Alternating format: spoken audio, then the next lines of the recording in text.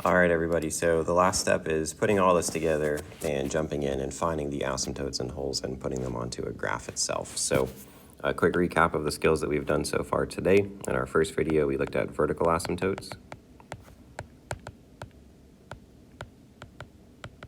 In our second video, we looked for holes.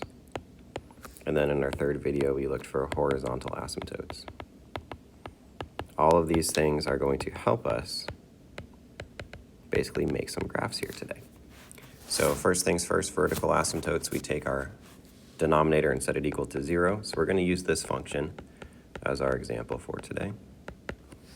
So denominator is equal to 0. That's going to tell us where we have those asymptotes. So take a look here.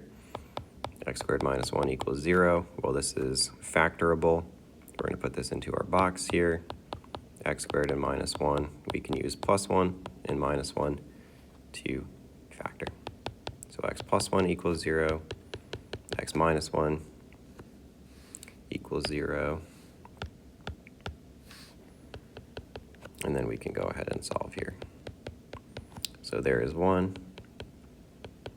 And there is our second. Gosh, I can't write today. There is our second asymptote. So on our graph here, we know that we are not going to be able to have our function touch this line or touch this line. And again, this is at x equals 1, and the second one here we have at x equals minus 1. All right, second, looking for holes. So again, if we can factor things that are on the top and the bottom, well, if we put out here what we just factored, we actually don't see anything cancel, so we don't have any holes. There's nothing that's the same on the top and the bottom that we can cancel out. So we basically can't get to a 0 on the top and on the bottom. Last thing, horizontal asymptotes. Our denominator has a degree of 2, and then our numerator has a degree of just 1. So our denominator has a greater degree than our numerator, and in that situation, we have a horizontal asymptote at y equals 0, or the x-axis. So we can also add that in.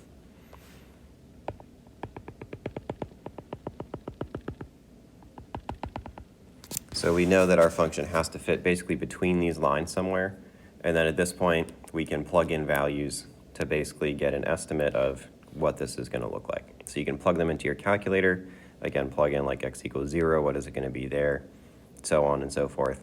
And then you'll be able to basically find what the sketch of this graph looks like. If you want to use something like Wolfram Alpha or Desmos, you are definitely more than welcome to do that. So we see an estimate, it's going to look something like, and I should do this in a different color.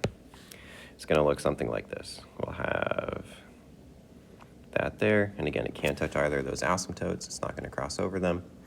And then let's say if we graph it from like 10 to 10, we're going to see that it's going to go like this here as a rough sketch, and then this here as a rough sketch.